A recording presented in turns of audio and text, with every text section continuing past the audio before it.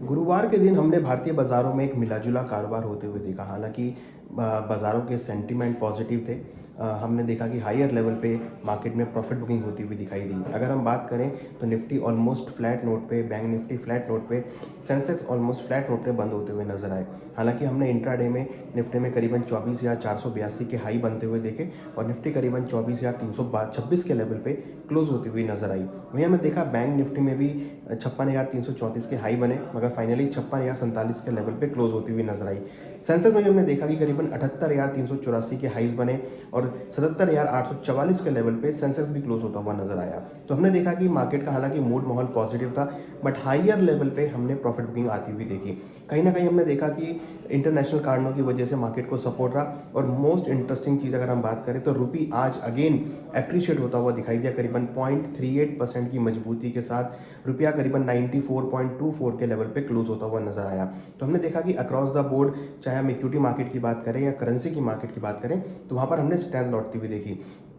हमने देखा पिछले कुछ दिनों से मार्केट में एक पॉजिटिव सेंटीमेंट देखने को मिल रहा है। और अगर हम आज बात करें तो यहाँ पर जो सेक्टर थे, जिसमें इंपॉर्टेंट सेक्टर डिफेंस सेक्टर और ऑटो सेक्टर चलते हुए नजर आए। साथ में हमने देखा कि पावर सेक्टर के अंदर भी एक अच्छी खासी बढ़त बनती हुई दिखाई दी। तो हमने देखा कि जिस तरीके से geopolitical concerns ease off होते हुए दिख रहे हैं, कहीं ना कहीं भारतीय शेयर बाजार में, करेंसी मार्केट में एक पॉजिटिव ट्रेंड आता हुआ दिखाई दे रहा है। इनफैक्ट हमने मेटल्स के अंदर भी अच्छी खासी बढ़त बनती हुई देखी, जिसमें अगर हम बात करें Paras Defence, Bharat Forge, Bajaj Auto, Mahindra and Mahindra, Hero MotoCorp, NTPC, साथ में अगर हम बात करें तो हिंडाल्को, वेदांता, टाटा स्टील, सभी के अंदर जमकर खरीदारी देखने को मिली। तो अगर हम बात करें कि शुक्रवार के दिन मार्केट का ट्रेंड कैसा रह सकता है, तो ये क्लियर दिख रहा है कि मार्केट का ट्रेंड यहाँ पर पॉजिटिव होता हुआ दिखाई दे रहा है। क्योंकि जिस तरीके से इंटरनेशनल कारण, geopolitical tension ease off होती हुई दिखाई दी है, उससे मार्केट को एक पॉजिटिव सपोर्ट आता हुआ दिखाई दे रहा है। यहाँ अगर हम एक रेजिस्टेंस लेवल्स की बात करें तो निफ्टी में करीबन 24,500 रेजिस्टेंस लेवल है एंड डाउन साइड में करीबन 24,000 स्ट्रॉन्ग सपोर्ट है।